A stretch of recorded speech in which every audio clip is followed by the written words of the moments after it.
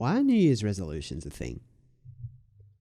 Loneliness, dissatisfaction, and feelings that our lives are empty and disappointing are much more pronounced around the Christmas and New Year period. Now, I don't have any science or data for that. It's very anecdotal, but I think it's true in a lot of cases. But why is that so?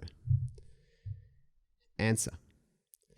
A powerful combination of factors causes us to be more reflective and pessimistic at this time. Today we're going to explore and demystify these. Firstly, there's the pause. Just like COVID-19, everything has slowed down at this time of year. People are not at work distracting themselves with busyness. They have time to think. Then there's the inevitable reflection and review. It's like a post-match analysis. The best time to reflect on a game is when the game is paused during timeout, halftime, or post-game. So at year's end, you conduct your own post-match analysis. You look back at what was, what you did, and how you did. Thirdly and finally are the high expectations. Everyone goes into the holiday period expecting to have the best time because they won't be working. They're looking forward to relaxation and family time, and so they come in with expectations that are high. But what really happens is that our reflective mind conducts an intense and scathing post-match analysis of our progress over the past year. On one hand, we have high expectations for our holiday time. On the other, we have the reality that we are going to be very self-critical. This combination is a recipe for disaster. This is from the With Joe Wehbe blog that I'm reading, and the article is called Why Aren't 365 Good Days the Same as a Good Year? You're listening to the With Joe Wehbe podcast. We're talking through our series on how we're wired and meaning fundamentals. And just to make sure you're aware, you've come in a little bit late. We've had some previous episodes that if you go back and listen to from the start of the podcast, you'll get much more clarity on. But today, we're unpacking a real personal favorite, one of the first pieces I put on the site. And if you've listened to the pleasure treadmill, this is going to start making a whole lot more sense as an example of this concept for me at university. My university example. I was very impartial about university. When I attended uni, I found my subjects and examinations a chore and longed for the holidays. But when the holidays came around, I was so lacking in stimulation that I felt terrible. I spent all semester coveting the time where I'd not be doing university or study. This goal was too vague. It detailed what I was not going to be doing, but there was no details on what I was going to be doing. Work, travel, short films. I never filled the time intentionally and did not engage in any meaningful activities. Playing PlayStation and drinking more were just examples of the pleasure treadmill.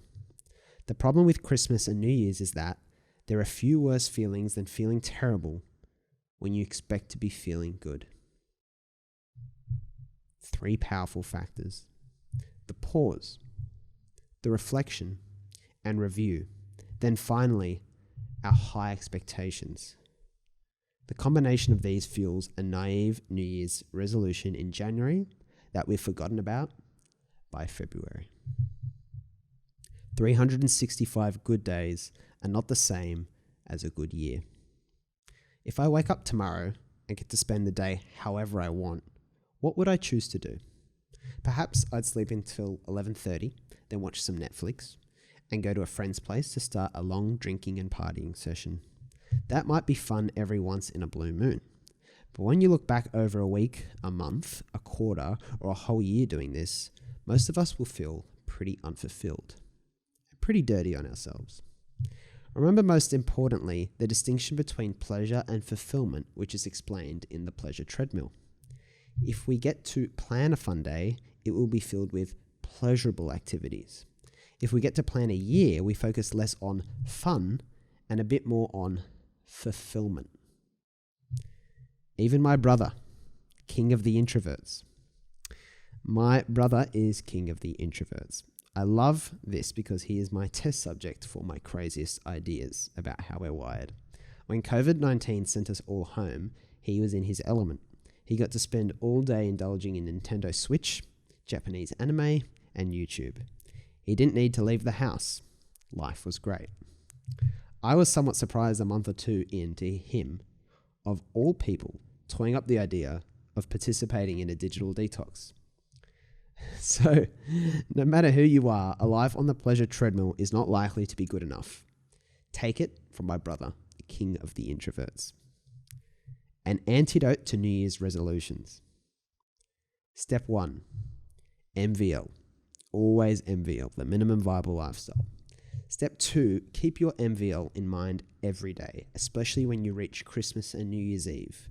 Schedule in the things that offer fulfillment, not just pleasure.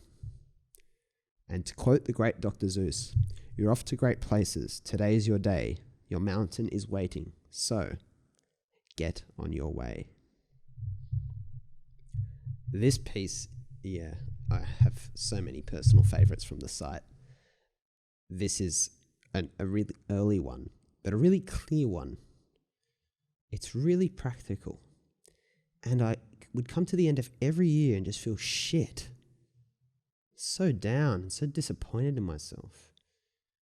And you saw the to and froing. I want to be at university. I don't want to be at university. Then I'm reflecting on how contradictory I am, not wanting to do anything and planning what I did not want to be doing. So I read that because when I reviewed that before this episode, I just thought I can't put that any better now off the cuff in one take than I had written it, I really believe. I just think it's as clear as day. I don't want to add anything, but I will add that if you find yourself in this cycle, this fog of maybe even after COVID, you've had more control over your days, but then it's also counterintuitive because there's less structure and you just resort back to doing crap all, and the day just evaporates. Have you noticed that when you don't plan it, how the day just goes? Whereas today I've recorded 10 podcast episodes and it feels really good because I've built the habit. It's really cool. So I'm a bit tired though as well. So what I would say to help, instead of trying to counter the bad things, which is same as being in the pleasure treadmill lifestyle, instead of trying to counter and head on remove things that you're addicted to, pleasure treadmill activities, whether it's drinking or partying or PlayStation or social media, instead of targeting them head on, find new cool shit to do. Find cool new shit to do. Then invite friends to do it with you. Hopefully you've got the sort of friends that can see it through. If not, I'm working on platforms so you can actually meet those people who are not your bloody useless, lazy friends. So that will come. Not ready yet, but that will come. But find cool shit to do on your own even. And what you'll find is that you'll get more intentional, like I was not at uni, and which I'm making up for lost time for now. And then what will happen is quite naturally the other things will just slip off, like fat on a very well cooked lamb chop that just slides off because what you've given it is really good competition. Always be giving yourself, your time, really good competition for the ways it can be used. No one would have arrested me today for staying home and playing 4 hours of FIFA instead of recording 10 bloody podcast episodes. But I've got a bit of sunk cost. I've got those stupid uni years, those what I called 3 dead years, one of our books. So I've learnt my lesson. I remember. But also you build the habit.